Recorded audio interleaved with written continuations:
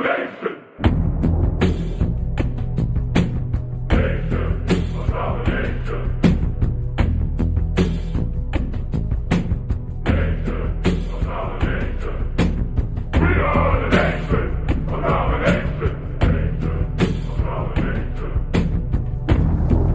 really liking this new mouse we have here, GM.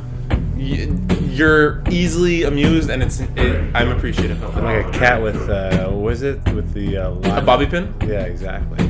Anyway, welcome back to Nation of Domination. We have a new, we don't have the new intro song yet, which will debut next week.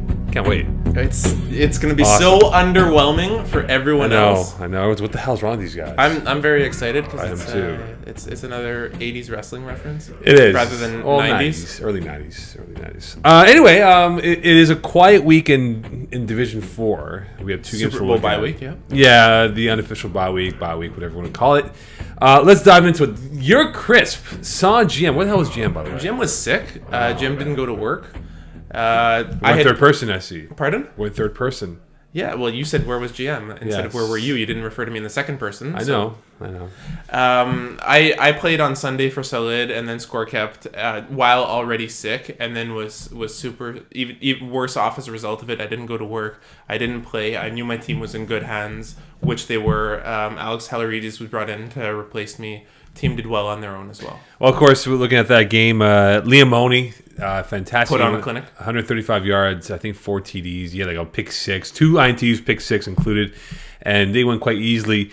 We look at that game and compare it to the week past. Of course, you guys lost week 2.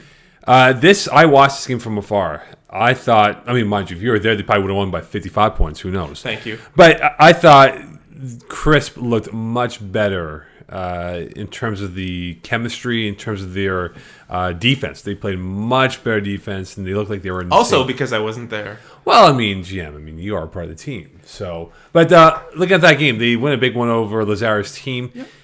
Your thoughts? My thoughts, without delving too much into my own team, the Six Fast Guys plus Ryan game was a real wake-up call. We were able to see what our strengths were and what was really lacking, how to adapt our defense to really to higher scoring teams, to really change what's going on for the better. If you notice, Terrence Morsink's yards per 7 and 15. Yeah, 7 for 14. 14, yeah. His average passing yardage was 30.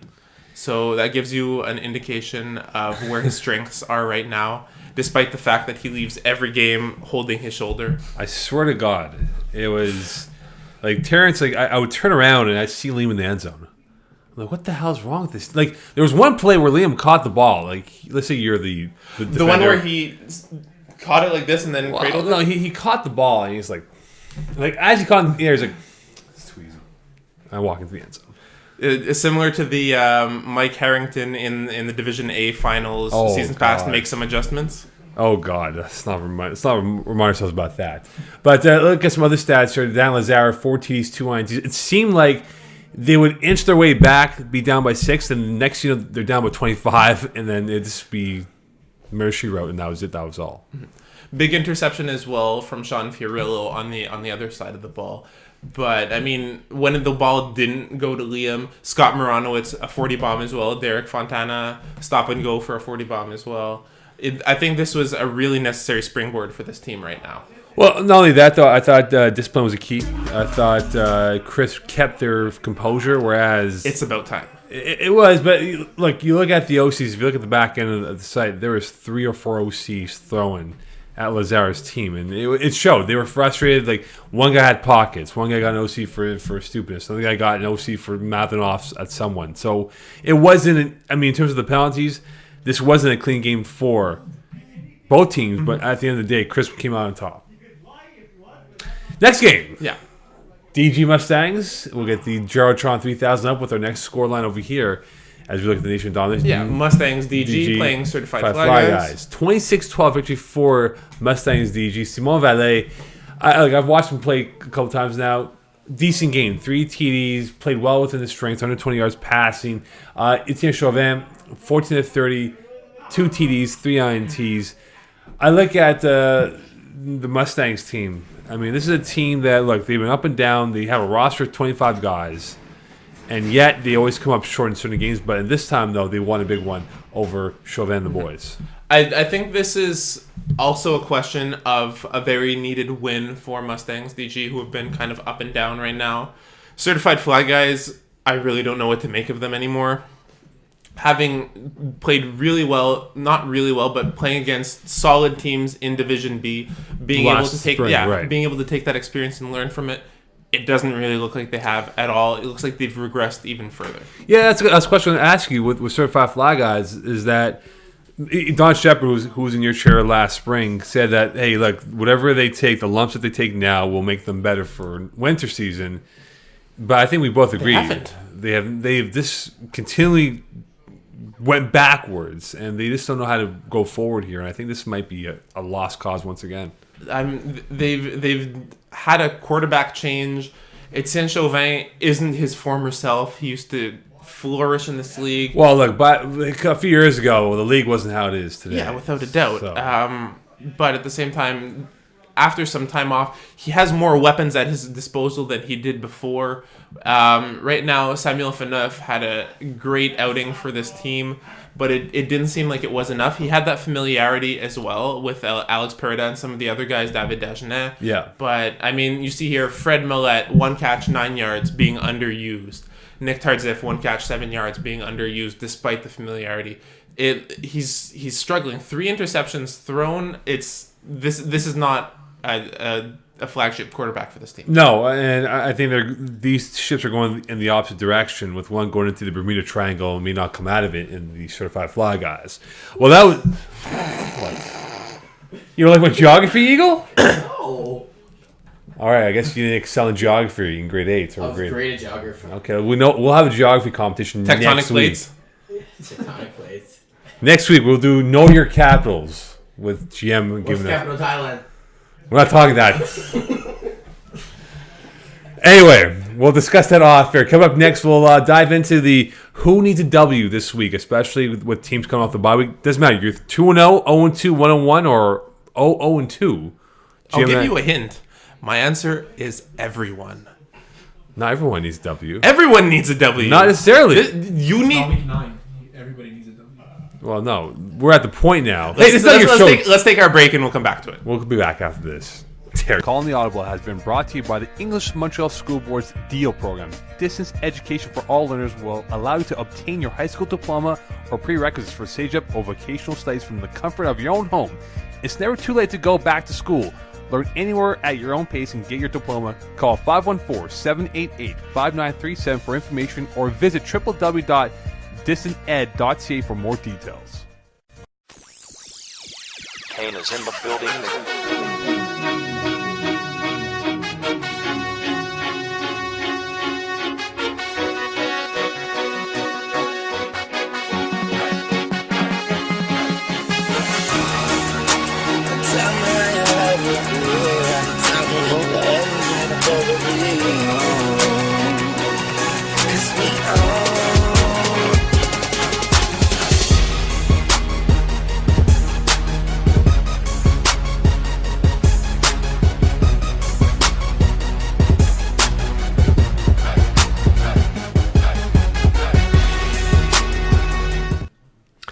And you can follow us on Twitter. GM, your handle is what? At GMKOLE44. We take tweeting questions. At Moe Khan 19, of course, at Flag Plus. Eagle FPF. Don't forget we have the Div 5 podcast coming up. You'll Never Walk Alone with Terry Tam and I, the hottest podcast on this side, North Central Laval. It is now time. Yeah. East, yeah, of the eastern side of the central point of Laval.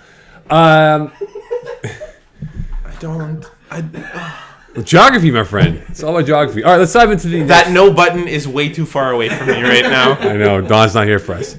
Let's dive into who needs a W. We'll go division by division. Even though it's 2 games in, it's at that point now where these teams are going to play essentially 7 weeks in a row here. So there's no room for error moving forward here. Let's go into the East Division in Conference A. Shmoney at 2-0, Zoo at 1-1, Justice League 0-2, Duck Dynasty, and of course, Local United all 0-2. Who needs a victory going into this weekend? I think right now, who doesn't need a victory? Shmoney, obviously, they're very, very strong, and they don't need that confidence boost. Local 89ers, they're a team of work guys. They will win eventually. That's not necessary. I think right now, Les Duck Dynasty are the team. They've moved up from Division 5. They need that confidence boost to springboard them. We go look at the West. Trap Stars 2-0. I love them.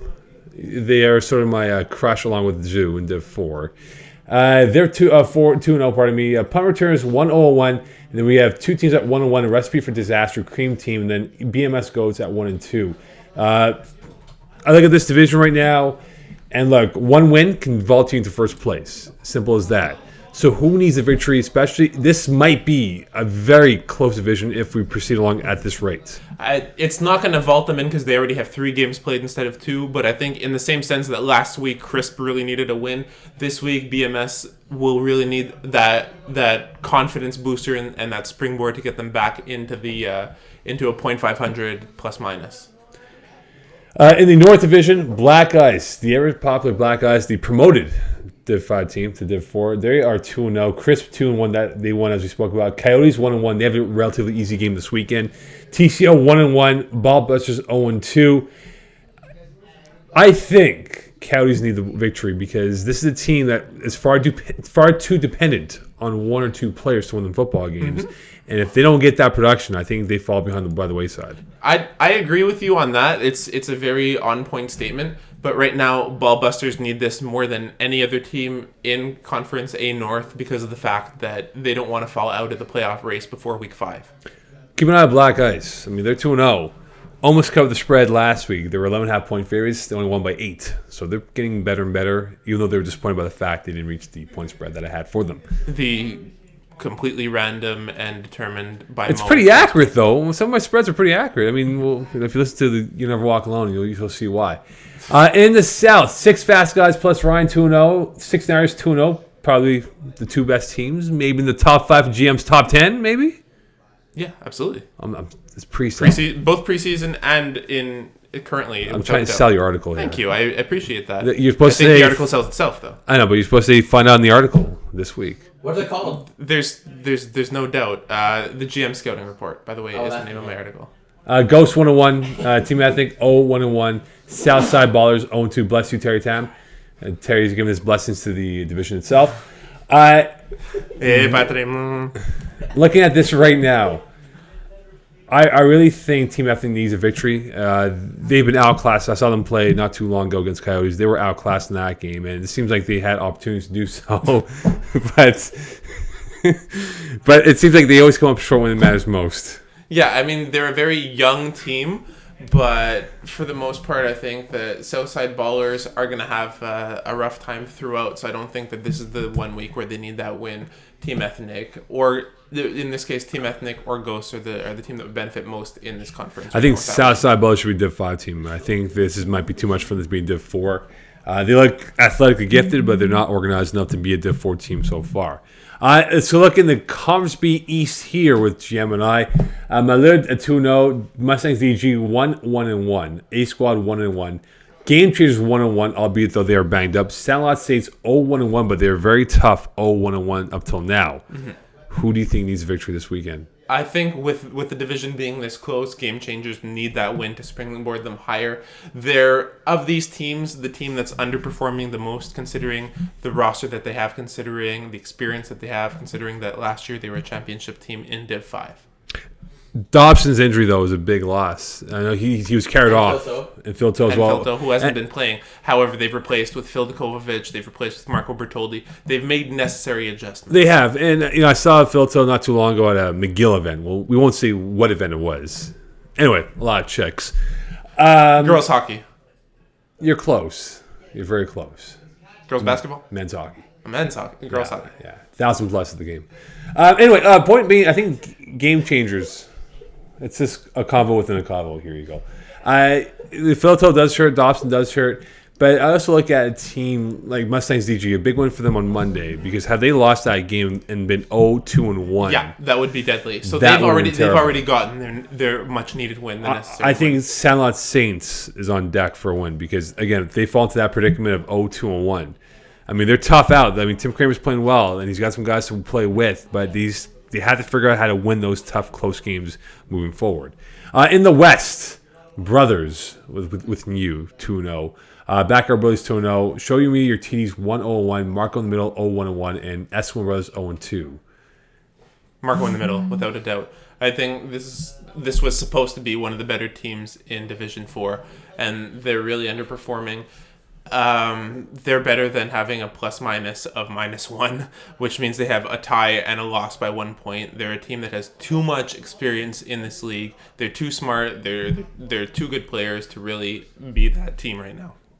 S1 Brothers, I think, needs a victory more, because if they fall 0-3 and Brothers and Backyard Brothers jump to 3-0, that's 3 games you have to make up with 7 games left. I agree with that completely. But you mentioned earlier that this might be a sort of write-off season for Eskimo Brothers. It could be. I don't know if I agree with that, but something needs to change. I don't think it's a question of one much-needed win to springboard them. I think it's a little bit more than that at this point. Grip and Rip 2-0. 2.5 Dans 1-0-1. Les Affreux 1-1. Dragons 1-1. Longhorns 0-2. This is in the North Division in Conference B. I look at this division right now. 2.5 Dans are 1-0-1. I don't think they're okay. Yep. As unorthodox as they are, Joey Taylor, quarterback, they won by 45. It works. So I don't know what it does, but it just works for them. I think Dragons needs a victory. Longhorns in that predicament, but I think they're probably a Div 5 team than a Div 4 team. Yeah, I agree as well. I would like to see the Longhorns really flourish. I think that they're very much a spring team over a winter team. They always tend to succeed. At this point, I think it might be harder to write them off, so I'm going to go with Dragons on this. I think I take a picture of Liam Mahoney over there and send it to him. From the old Nixon's Renegades team? Nixon Renegade. Yeah, very young Liam Mahoney. Finally, South Division Playground 2-0. Lobster Dinner 1-1. Shamrocks 0-1-1. Whispers 0-2. Certified Flyguyz 0-3. We talk about Certified Flyguyz. Lost cause. We think they're Div 5. I think Shamrocks need a victory. I think Shamrocks need a win to stop making me look like an idiot. This is a very deep team. You had them high. I had them high. I didn't have them high on my list. This is a very deep team. They have the Alexi brothers on this team. They have Chris Pansano. Look, if you bring up this roster and look at this team, Chris Pansano, the Alexi brothers, Doug McKernan. Sorry, is it McKernan Doug? Yeah, McKernan Doug. It's a very deep roster. Andrew Ledoux at rusher. They've got AJ Biddle as well, Brandon Taylor. This is too good a team to be doing this poorly. Their schedule is tough. 2.5 Dans. Big game for them. Lobster Dinner, TCO. That's the Battle of Chattagee. Well, whatever's left of Chattagee, I guess. But I with think Playground coming in at the end. Yeah, exactly. Another Chattagee team. So, look, Shamrocks, I think we both agree, if they don't win, they're in a serious hole moving forward. Yes, without a doubt. Absolutely. Coming up next, we will divvy into the week. Was it week? Officially, was week 4. Officially, it's week 5. Week 5, yeah. It's the whole numbers thing. We'll divvy into week 5. Look at what's key for this weekend. Of course, make some predictions. Make some our predictions as well as we gear up for what will be an eventful Super Bowl weekend. We'll get GM's pick on who he likes. Is it the Bird or is it the Patriots? Stay tuned. This is Nation and Domination. Calling the Audible has been brought to you by the English Montreal School Board's DEAL program. Distance education for all learners will allow you to obtain your high school diploma or prerequisites for CEGEP or vocational studies from the comfort of your own home. It's never too late to go back to school. Learn anywhere at your own pace and get your diploma. Call 514-788-5937 for information or visit www.distanted.ca for more details.